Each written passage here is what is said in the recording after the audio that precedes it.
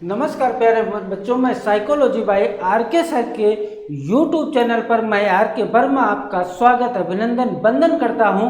और हम लोग जो है पढ़ रहे थे बाल विकास की अवस्थाएं पढ़ रहे थे। और पिछले वीडियो में हमने जो है बाल विकास की अवस्थाओं की जो है चर्चा की थी। कितनी अवस्थाएं सामान्य तौर पे जो बाल विकास की होती हैं, तो मैंने बताया था कि 5 अवस्थाएं होती हैं। एक होती है गर्भावस्था, दूसरी होती है शैशवावस्था, तीसरी होती है बाल्यावस्था, चौथी होती है किशोरावस्था और पांचवी होती है प्रौढ़ावस्था। सामान्य तौर पे ये 5 अवस्थाएं होती हैं, लेकिन अलग अलग मनोवैज्ञानिकों ने इसे अलग अलग भागों में बांटा है, अलग अलग खंडों में बांटा है। जैसे एक मनोवैज्ञानिक रास हैं, इन्होंने जो है बाल विकास की अवस्थाओं को 4 भागों में बांटा है। एक शैले मनोवैज्ञानिक हैं, इन्होंने 3 भागों में बांटा है। एक कार्सनिक महोदय हैं, इन्होंने जो बाल विकास की अवस्थाओं को जो है 9 भागों में बांटा है। और एक जो है फ्रायड हैं, फ्रायड ने जो है बाल विकास की अवस्थाओं को 5 भागों में बांटा है। इसी के क्रम में हम लोगों को जो है केवल जो है 4 अवस्थाएं पढ़ना है। 5वीं जो प्रौढ़ावस्था है उसको नहीं पढ़ना है। ये चारों अवस्थाओं जो है हमारे सिलेबस के अनुसार है, इसलिए हमको जितना सिलेबस है उसी के आधार पे पढ़ना है। हमको बहुत ज़्यादा जो है इसमें जो है डीपली नहीं जाना है, बहुत ज़्यादा इसमें जो है अध्ययन नहीं करना है, शोध नहीं करना है। मैंने पिछली वीडियो में बताया था कि जो है गर्भावस्था बालक का जो विकास माँ के गर्भ में किस प्रकार प्रारंभ होता है, कैसे जो है बालक का विकास जो है शारीरिक विकास माँ के गर्भ से प्रारंभ होता है। तो हमने जो है गर्भावस्था की जो है उम्र पूछे थे। तो गर्भावस्था की जो उम्र होती है, जब बालक माँ के गर्भ से और जन्म तक जो एज होती है, वो मैंने बताया था कि 270 से 280 दिन के बीच जो है बालक माँ के गर्भ में रहता है। या हम इसे 40 सप्ताह के नाम से भी जानते हैं, या हम इसे 9 माह 10 दिन के जो है अंतराल पे ही जो है अध्ययन करते हैं। इस गर्भावस्था की जो है मैंने जो है इसको 3 भागों में जो है बांट करके पढ़ा था। पहला मैंने बताया था बीजावस्था, और बीजावस्था की उम्र कितनी मैंने बताई थी, तो 0 से 2 सप्ताह बीजावस्था की उम्र बताई थी। अगली मैंने अवस्था बताई थी भ्रूणावस्था, और भ्रूणावस्था की मैंने उम्र जो बताई थी वो 2 सप्ताह से लेकर के 8 सप्ताह बताई थी, यानी 15 दिन से लेकर के 60 दिन तक बताई थी। और तीसरी अवस्था मैंने बताई थी गर्भस्थ शिशु की अवस्था, और जिसकी मैंने उम्र बताई थी जो है 2 माह से लेकर के 9 माह 10 दिन, या 2 माह से लेकर के 9 माह तक बताई थी। ये सारी जो है मैंने आपको जो है पिछली वीडियो में चर्चा कर लिए थे। अगर जो आप नहीं हमारा पिछला वीडियो देखे हैं तो एक बार पहले पिछला वीडियो देख लें, फिर ये नेक्स्ट वीडियो देखेंगे तो ये आपके जो है बेहतर समझ में आएगा। क्योंकि आप यहाँ से क्वेश्चन बहुत सारे बनते हैं। बहुत सारे कोचिंग संस्थान ऐसे हैं जो गर्भावस्था को नहीं पढ़ाते हैं, जबकि गर्भावस्था के कुछ भागों को, कुछ पॉइंटों को जो है कोचिंग संचालक जो है इसको जो है शैशवावस्था में कन्वर्ट कर देते हैं, वहीं पर इसको बता देते हैं। लेकिन जो है जब यहाँ से क्वेश्चन एग्जाम हॉल में आते हैं तो जो है वो आपको बहुत कन्फ्यूजन करते हैं। और बाल विकास एक ऐसा विषय है जिसको आप रट करके अच्छे नंबर गेन नहीं कर सकते हैं। इसको समझ करके बढ़िया से बढ़िया, अच्छे से अच्छे नंबर आप जो है 30 नंबर का पार्ट अगर जो है तो आप 28, 29, 30 तक नंबर आराम से कर सकते हैं। मैं बहुत ज़्यादा इस पिछली वीडियो की चर्चा नहीं करूंगा, लेकिन हम आज जो है चर्चा करूंगा वो गर्भावस्था के बाद में जो है शैशवावस्था। और शैशवावस्था की मैंने उम्र बताई थी, वो बताई थी 5 से 6 वर्ष। शैशवावस्था की 5 से 6 वर्ष उम्र होती है। और हमको जो है इसमें बहुत ज़्यादा भी नहीं पढ़ना है, हमको जो है इसकी विशेषताएं पढ़ना है, इस अवस्था की विशेषताएं पढ़ना है, इस अवस्था की मनोवैज्ञानिक परिभाषाएं पढ़ना है, और इस अवस्था की जो है कौन कौन से महत्वपूर्ण बिंदु हैं इनको पढ़ना है। और इस अवस्था में जो है बालक का शिक्षा का कैसा प्रबंध करना चाहिए, इसलिए भी ये बहुत महत्वपूर्ण है। क्योंकि जो है हम और आप जो है जब एग्ज़ाम पास करके जो है जाएंगे शिक्षा के क्षेत्र में, तो हमें और आपको भी जो है नन्हे नन्हे बालक पढ़ाने को मिलेंगे। इसलिए जो है किस प्रकार से बालक का विकास हो सकता है, किस प्रकार से उसका शिक्षा का प्रबंध किया जाए जो बालक बेहतर समझ सके, इसलिए जो है हमको जो है शिक्षा व्यवस्था भी बहुत महत्वपूर्ण है और जो है इसको भी पढ़ना है। तो हमको पहले पढ़ना है बाल विकास की विशेषताओं में शैशवावस्था में जो है कौन कौन सी इसकी विशेषताएं हैं। देखो, पहले इसकी विशेषता है कि इस अवस्था में बालक के सीखने का जो क्षेत्र होता है सीमित होता है, छोटा होता है तथा शारीरिक विकास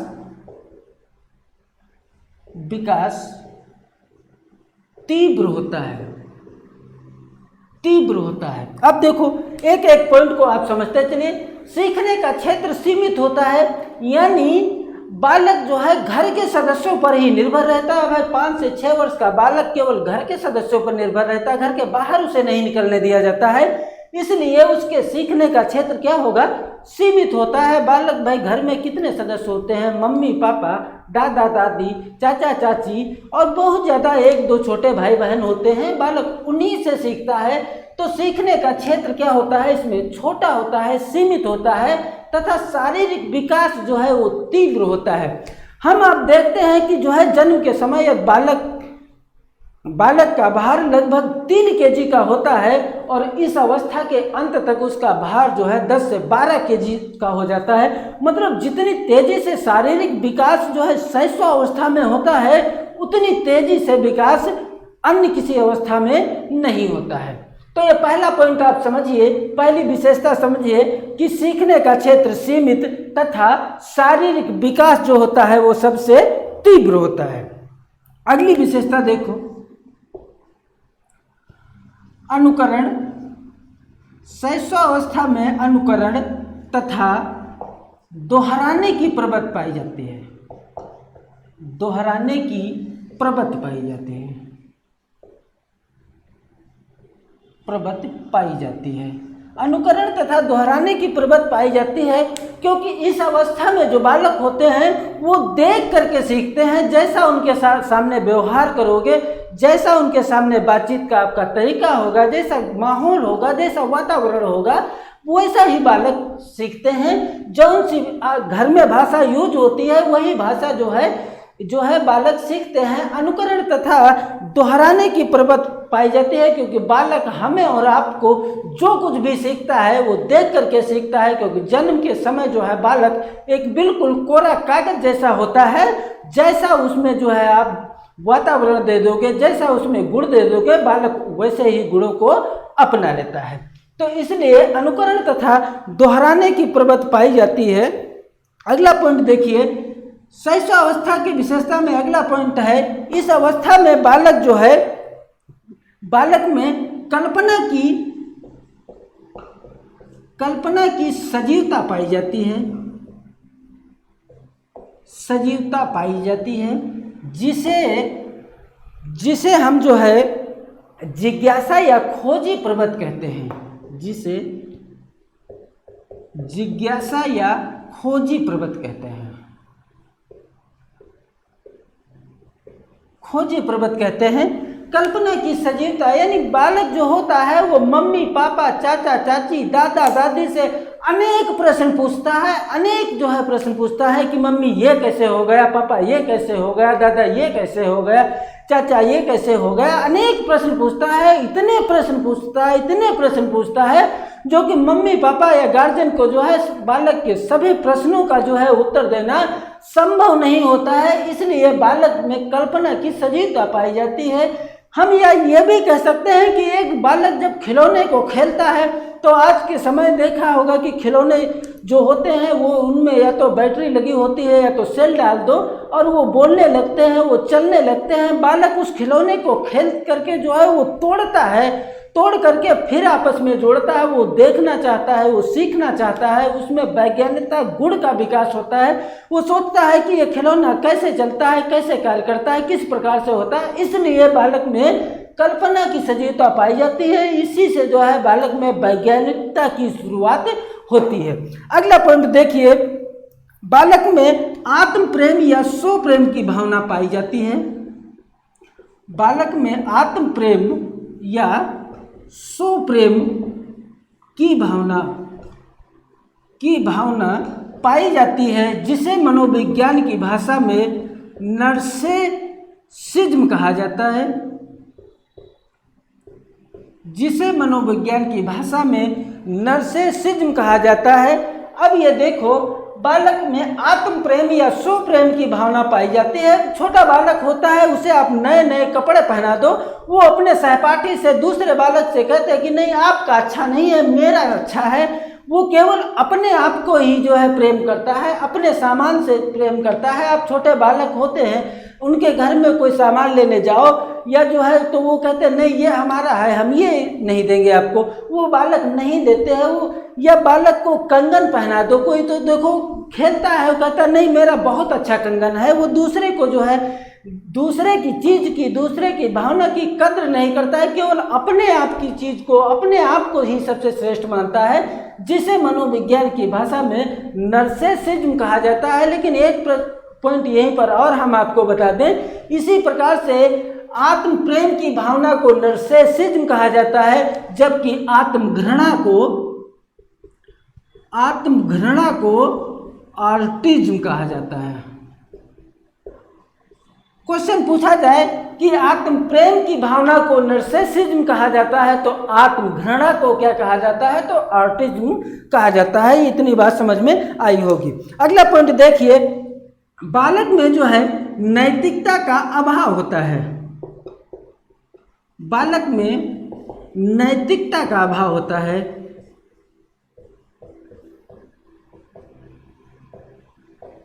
नैतिकता का अभाव होता है, छोटा बालक होता है, उसमें नैतिकता का अभाव होता है। अब छोटे बालक को ढेर सारी आइसक्रीम आप दिखा दो और फिर उसके बाद कह दो कि भैया थोड़ी जो है चाचा को दे दो, थोड़ी चाची को दे दो, या थोड़ा छोटे भैया को दे दो, छोटी सिस्टर को दे दो, बड़े भैया को दे दो। नहीं देगा तो नहीं देगा, और वो बिल्कुल भले ही उसकी जो है थोड़ी सी आइसक्रीम खाए, लेकिन ढेर सारा आप काटे दिखा देंगे आइसक्रीम का तो वो नहीं देगा, क्योंकि उसमें नैतिकता नहीं होती है। अगर जो नैतिकता हो तो वो बालक समझे इस बात को कि दूसरे का हिस्सा खाना गलत होता है। इसलिए जो छोटे बालक होते हैं, या हम कहें शैशवावस्था के जो बालक होते हैं, उनमें नैतिकता का अभाव पाया जाता है। अगला पॉइंट है, छोटे बालक जो होते हैं, ये शैशवावस्था के बालकों में, शैशवावस्था के जो बालक होते हैं, ये मूल प्रवृत्तियों के आधार पर व्यवहार करते हैं।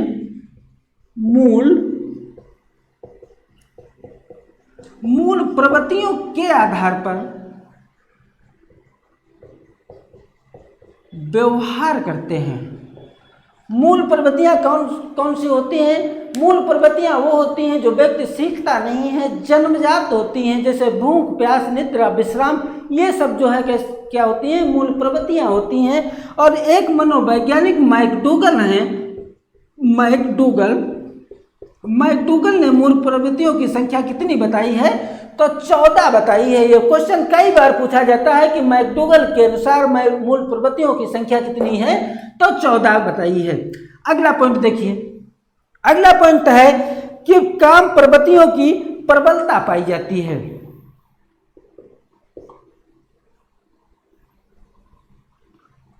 काम प्रवृत्ति की प्रबलता, जिसे विषमलिंगी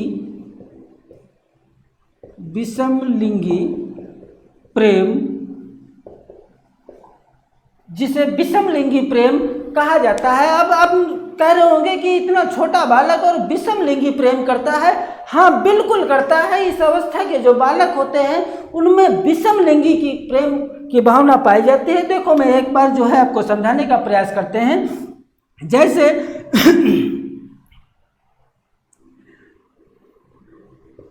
लड़का जो होता है वो अपनी माता से प्रेम करने लगता है, यानी मातृ प्रेम करता है। लड़की पितृ प्रेम करती है। यानी मेल जो होता है वो फीमेल से जो है प्यार करने लगता है, और फीमेल जो होती है वो मेल से जो है प्यार करने लगती है। यानी लड़का जो होता है वो अपनी माता से प्रेम करने लगता है, और लड़की जो होती है वो अपने पिता से प्रेम करने लगती है, जिसे मनोविज्ञान की भाषा में हम कहें कि लड़का जो होता है वो अपनी माता से प्रेम करता है, जिसे ओडिपस भावना ग्रंथि कहा जाता है। ओडिपस भावना ग्रंथि यानी ओडिपस कॉम्प्लेक्स। और लड़की जो होती है वो पितृ प्रेम करती है, जिसे इलेक्ट्रा भावना ग्रंथि, इलेक्ट्रा भावना ग्रंथि होती है, यानी इलेक्ट्रा कॉम्प्लेक्स के नाम से भी जाना जाता है। यानी लड़का जो होता है वो जो है, यानी मेल जो होता है वो फीमेल से प्रेम करने लगता है, और फीमेल जो होती है वो मेल से प्रेम करने लगती है। ये जो है बालकों में दो ग्रंथियां विकसित हो जाती हैं। इसी को समझाने के लिए एक मनोवैज्ञानिक सिगमंड फ्रायड हैं, फ्रायड ने इसकी जो है 5 अवस्थाएं बताई हैं। वो 5 अवस्थाएं हम जो है आपको यहीं पर बताते हैं। देखो, पहली अवस्था सिगमंड फ्रायड ने बताई, वो बताई मुखावस्था, और इसकी उम्र बताई सिगमंड फ्रायड ने 0 से 1 वर्ष। 0 से 1 वर्ष मुखावस्था की उम्र बताई है, 0 से 1 वर्ष। अब देखो, ये मुखावस्था जो है, बालक जो छोटा होता है 1 वर्ष का होता है, वो मुख के चेहरे की आकृत, मुख की आकृत के जो है से प्रेम करता है। अगर जो बालक के सामने आप हाथ फैला दो तो वो भी हाथ फैलाने की चेष्टा करती है। बालक के सामने आप चुटकी बजाइए तो वो भी चुटकी बजाने की चेष्टा करती है। यानी आपके चेहरे की आकृत को देख करके वैसी ही आकृत वो बनाने की कोशिश करता है। दूसरी अवस्था जो है इन्होंने सिगमंड फ्रायड ने बताई, वो बताई गुदावस्था। इसकी उम्र जो है बताई 2 से 3 वर्ष। 2 से 3 वर्ष, यानी इस अवस्था में देखो जो गुदा अवस्था होती है, यानी 2 से 3 वर्ष के जो बालक होते हैं उनको जो है मलमूत्र त्याग करने में बड़ा आनंद आता है। एक दिन में 8-8, 10-10 बार जो है मलमूत्र का त्याग करते हैं। इसलिए इस अवस्था को सिगमंड फ्रायड ने बताया कि ये जो है गुदा अवस्था होती है। अगली अवस्था जो बताई वो बताई है लैंगिक अवस्था। लैंगिक अवस्था और इसकी उम्र बताई 3 से 6 वर्ष। इस लैंगिक अवस्था में ही जो है ये इलेक्ट्रा भावना ग्रंथि और ओडिपस भावना ग्रंथियां जो है वो क्या हो जाती हैं, विकसित हो जाती हैं। जब विकसित हो जाती हैं तभी जो है लड़का जो होता है अपनी माता से प्रेम करने लगता है, और लड़की जो होती है वो अपने पिता से प्रेम करने लगता है। अगली अवस्था जो है बताई, चौथी अवस्था बताई सुप्तावस्था। सुप्त अवस्था और इसकी उम्र बताई है 6 से 11 वर्ष। ये 6 से 11 वर्ष में यानी सुप्त अवस्था में जो है ये जो इलेक्ट्रा भावना ग्रंथि और ओडिपस भावना ग्रंथियां जो होती हैं ये सो जाती हैं, इसलिए इसे सुप्त अवस्था कहा जाता है। एक बार सीटेट में जो है ये प्रश्न पूछा गया कि सुप्त अवस्था की उम्र कितनी होती है, और बहुत सारे लोगों का ये प्रश्न गलत हो गया, क्योंकि सुप्त अवस्था जो है एक ऑप्शन उसमें जीन पियाजे का था, और जिसमें जो है इन्होंने जो है पहली अवस्था जो बताई थी वो बताई थी सेंसरी मोटर, यानी जो है 0 से 2 वर्ष की अवस्था, उसमें ऑप्शन था और लोगों ने वही 0 से 2 वर्ष लगा दिया, उसी को सुप्ता अवस्था समझ लिए। उन लोगों ने अपना लॉजिक लगाया, सुत्ता का मतलब सोने की अवस्था, और जो है आप देखें कि जो छोटा बालक होता है वो सोता बहुत ज़्यादा है। एक दिन में मतलब 24 घंटे में 16 से 18 से 20 घंटे तक सोता है, लेकिन वो सोने के साथ साथ प्रत्येक 2 घंटों के बाद वो जागता है, और जाग करके अपने हाथ पैर हिलाता है, यानी अपनी मांसपेशियों को जो है मजबूत करता है। इसलिए कभी भी ये क्वेश्चन बने कि सुप्त अवस्था की उम्र जो है होती है तो वो होती है 6 से 11 वर्ष, यानी इस अवस्था में जो है ये इलेक्ट्रा भावना ग्रंथि और ओडिपस भावना ग्रंथियां सो जाती हैं। अगली अवस्था बताई जन इंद्रिय अवस्था, और इसकी उम्र जो बताई है वो बताई है 11 से 20 वर्ष। 11 से 20 वर्ष बताई है। ये जो है सिगमंड फ्रायड ने जो है 5 अवस्थाएं बताई हैं और यहाँ से क्वेश्चन जो है बहुत ज़्यादा पूछे जाता है। इसके बाद अब जो है हम लोग जो है इसकी और कुछ जो है विशेषताएं हैं उनकी हम लोग जो है चर्चा करते हैं। देखो और कौन कौन सी विशेषताएं, देखो इस अवस्था को खिलौनों की अवस्था कहा जाता है। खिलौनों की अवस्था,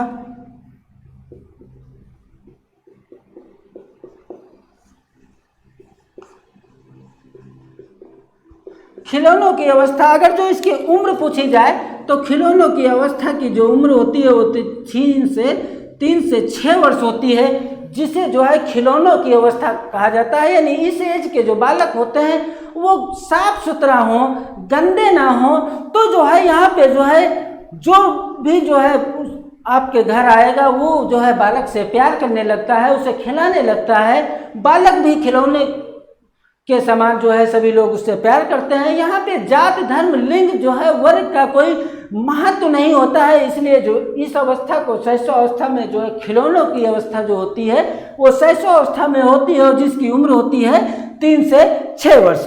अगली विशेषता होती है दूसरों पर निर्भरता।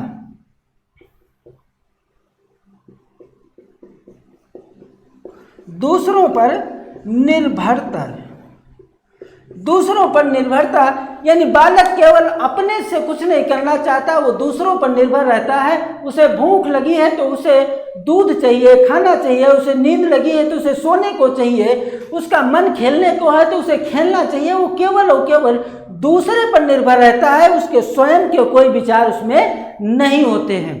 अगली विशेषता देखिए, अगली विशेषता यह है कि ये इस अवस्था को बादशाह की अवस्था कहा जाता है। बादशाह की अवस्था,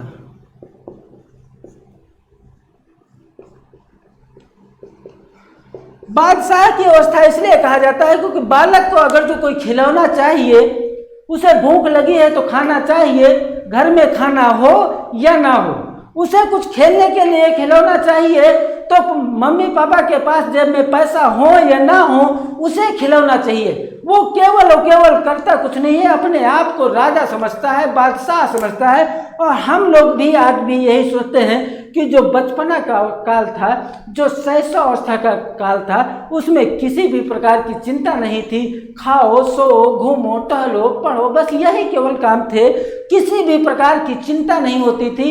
इसलिए इस अवस्था को बादशाह की अवस्था कहा जाता है। अगला पॉइंट देखिए, इस अवस्था को सीखने का स्वर्ग काल कहा जाता है। सीखने का स्वर्ग काल कहा जाता है या स्वर्ण काल कहा जाता है। स्वर्ण काल इसलिए सीखने का कहा जाता है क्योंकि बालक में जो आदतों का निर्माण होगा वो इसी अवस्था में होता। उसमें जो है अच्छी आदतों को आप अच्छा वातावरण दे देंगे तो अच्छी आदतों का निर्माण हो जाएगा, और अगर जो गंदा माहौल होगा, गंदा वातावरण होगा, तो जो है उसमें गंदी आदतों का निर्माण हो जाता है। आपने देखा कि इसी अवस्था से जो है बालक गुटखा, पान मसाला, सिगरेट, शराब आदि जो है खाना पीना दोस्तों के साथ सीख जाते हैं। लेकिन इसीलिए मनोविज्ञान की भाषा में या हम जो है इसको जो है कह सकते हैं कि ये बालक के सीखने का स्वर्ण काल होता है, सबसे सुनहरा काल होता है। अगला पॉइंट देखिए, अगला पॉइंट है क्षणिक संवेगों की अवस्था। इस अवस्था को क्षणिक संवेगों की अवस्था कहा जाता है। क्षणिक संवेगों की अवस्था क्यों कहा जाता है? क्योंकि बालक के सामने कोई चीज जब तक है तब तक ही जो है उसको याद रखता है। आप छुपा करके रख देते हैं तो थोड़ी देर बाद वो भूल जाता है। जैसे बालक कोई खिलौना खेल रहा है, अगर जो मम्मी पापा ने उसके खिलौने को छुपा करके रख दिए तो वो थोड़ी देर तो याद रखेगा कि मम्मी पापा ने वहाँ खिलौना हमारा छुपा करके रख दिए हैं, उस जगह में रख दिए हैं, उस अलमारी में रख दिया है। लेकिन वो थोड़ी देर के बाद भूल जाता है। वो संवेग का जो है प्रकाशन जो होता है वो भूल जाता है। इसलिए संवेगों का प्रकाशन बहुत क्षणिक होता है, वो थोड़े समय के लिए होता है। इसलिए इसे क्षणिक संवेगों की अवस्था के भी नाम से जाना जाता है। अगला पॉइंट यह है कि बालक के संस्कारों का निर्माण काल। निर्माण काल यानी बालक में जिस प्रकार के संस्कारों का आप निर्माण कर देंगे, बालक उसी ही प्रकार के संस्कार वो करेगा। आपने देखा जो है वीआईपी क्षेत्र होते हैं, जैसे गोमती नगर है, लखनऊ है, ऐसे शहरों में जो बालक होते हैं उनको अगर जो अच्छा वातावरण मिल जाता है तो अच्छी आदतों का उनमें निर्माण होता है। क्योंकि वो गाली देना जानते नहीं हैं। वो जो है अगर जो एक दोस्त से दूसरे दोस्त में झगड़ा हो जाता है तो गुम्मा उठाएंगे, जो है मार करके चले जाएंगे, लेकिन गाली नहीं जानते हैं। लेकिन आप ग्रामीण क्षेत्र में चले जाओ, मलिन बस्तियों में चले जाओ, तो इतने जो है छोटे छोटे बालक होते हैं, लेकिन फिर भी इतनी गंदी गंदी गालियां जानते हैं, इतनी गंदी गंदी गालियां देते हैं जो कि हम और आप सुन नहीं सकते हैं। इसलिए बालकों में इस अवस्था को, बालकों में जिस प्रकार के संस्कार आप देंगे बालक को, बालक उसी प्रकार के संस्कारों को ग्रहण करता है। इसलिए इस अवस्था को संस्कारों की अवस्था के नाम से जाना जाता है। ये जो है महत्वपूर्ण इतनी विशेषताएं हैं शिशु अवस्था की, हम लोगों ने जो है चर्चा की। नेक्स्ट वीडियो में जो है फिर इसके विषय में जो है शिक्षा का प्रबंध की बात करेंगे, किस प्रकार से बालक की शिक्षा व्यवस्था किया जाए। मैंने जो है बताया था कि मनोविज्ञान की परिभाषाएं भी यहाँ से पूछे जाएंगी और महत्वपूर्ण एग्जाम के अनुसार जो है कौन कौन से यहाँ से महत्वपूर्ण पॉइंट हो सकते हैं जहाँ से प्रश्न बनते आए हैं या बन सकते हैं। मेरा वीडियो अगर जो आपको पसंद आता है तो इसे लाइक करें, शेयर करें, सब्सक्राइब करें। Thank you all of you.